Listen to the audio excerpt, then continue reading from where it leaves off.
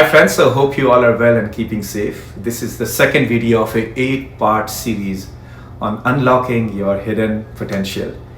Each episode breaks down one powerful principle backed by science, psychology, and real-world stories that can dramatically change your growth trajectory. Today we'll talk about the concept of discomfort, something very close to my heart. So let's get right into it. Most people avoid discomfort. We are wired to seek safety, predictability, and ease. But here is the truth. Everything you want, mastery, confidence, reinvention, growth, sits on the other side of discomfort. Discomfort is not a threat, it's a signal, a sign that you're stretching the boundaries of who you are and who you want to become. Today, we are going to break down exactly why discomfort is the engine of human growth and how the greatest performers in the world use it to unlock abilities they never thought they had. The first topic I'm going to cover is why the brain grows in discomfort. Neuroscience shows that your brain does not grow when things feel easy. It grows when you are uncertain, maybe you are challenged, you feel slightly out of control maybe, your skills are being stretched. These are the concepts which are ingrained in your brain to make you learn more. There's a term to it known as desirable difficulties. It means that when the task is just hard enough to make you sweat, not so hard enough that you break, your brain lays down a deeper, stronger neural pathways. Now that's the reason why discomfort is equal to learning and comfort is stagnation. Your brain literally upgrades itself in the moments you want to quit. If you study people who learn multiple languages called polyglots, they all share one trait. They are willing to be uncomfortable on purpose. One of the most famous examples I can take is Benny Lewis, the founder of Fluent in 3 months. He wasn't naturally gifted. In fact, he was shy, awkward, and terrified of speaking in foreign language. When he moved to Spain at 21, he spent 6 months avoiding Spanish speakers because he was embarrassed all the time. Then he realized something simple but life-changing for him. Fluency lives on the other side of humiliation. So he changed his method completely. He forced himself into uncomfortable situations, speaking Spanish on day one, for example, making mistakes openly and getting corrected by others, learning through failures instead of textbooks. Within months, he improved faster than all his years he spent in school. He repeated this method in different countries like France, Brazil, Germany, Italy, and dozens of other countries, mastering language not because he was talented, but because he embraced the discomfort everyone else runs away from. In psychology, there are two forms of exposure therapy. Number one is systematic desensitization, small discomforts and gradually increasing the challenge. Let's say if someone is fearful of spiders, they start with maybe drawing a spider, seeing a picture, looking at one across the room, sitting near one for some time, and eventually touching one. Each step builds tolerance. And there is a second method, which is flooding, where you jump straight into maximum discomfort. Only if the person can tolerate this kind of shock, and if you can, the brain quickly rewires. Here is a profound truth. Avoiding discomfort strengthens fear. Facing discomfort weakens it. Every time you voluntarily step into discomfort, you teach your brain, I can handle this. That belief compounds for the rest of your life. If you want to understand discomfort, look at stand-up comedians. Before a comedian becomes famous or have their Netflix series or speaking in front of thousands of people in a stadium, they spend years bombing in tiny clubs. Some nights the audience is dead. The jokes fall flat. Hecklers interrupt. Silence fills the room. Most people would never subject themselves to that. But comedians know the secret.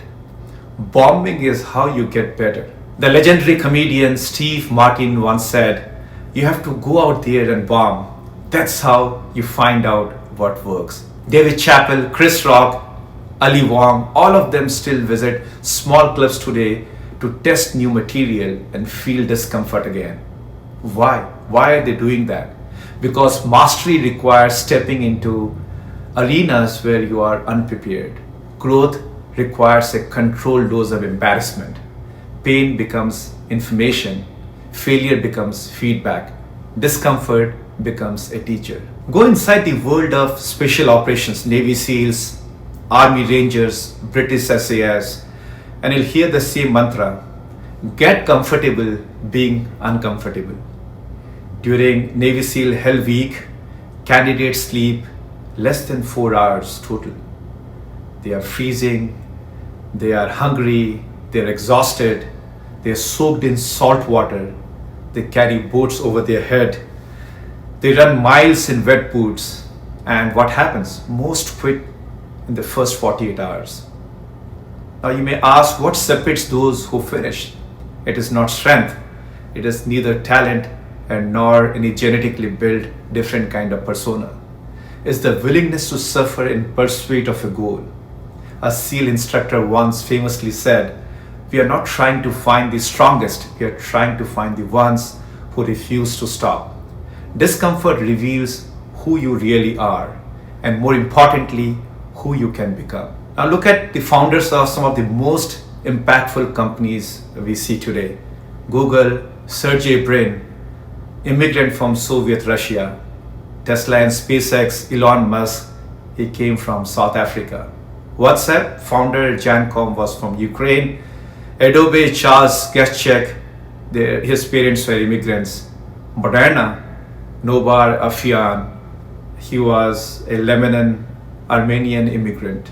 Immigrants are statistically more likely to become entrepreneurs, not because they are smarter, but because they have lived their entire lives in discomfort.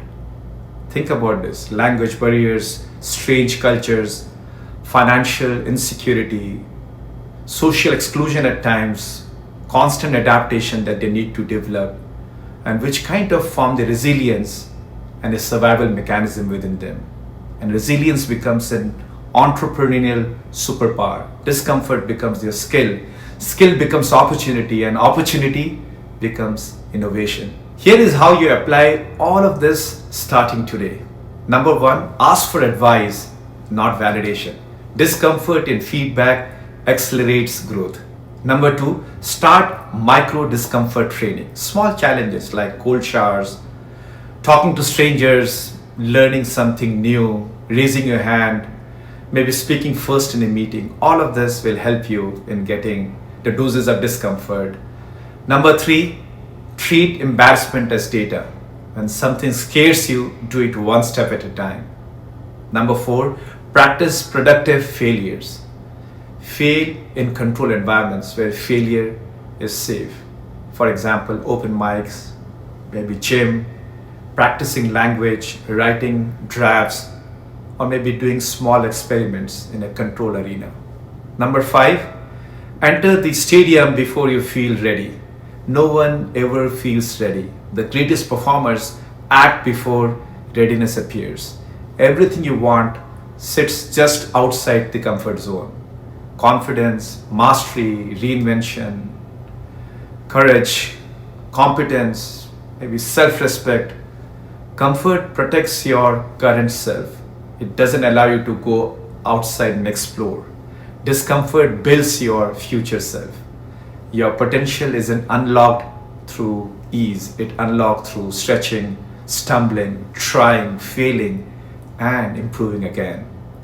Become the first person who runs towards discomfort, because the moment you do that, your growth becomes unstoppable. Thank you for listening. I greatly appreciate your time. As I said, this is video 2 of an 8-video series. Please tune in for more such videos. If you like what you heard, give me a thumbs up. Please follow my channel and spread the message. Thank you once again. Take care now. Bye.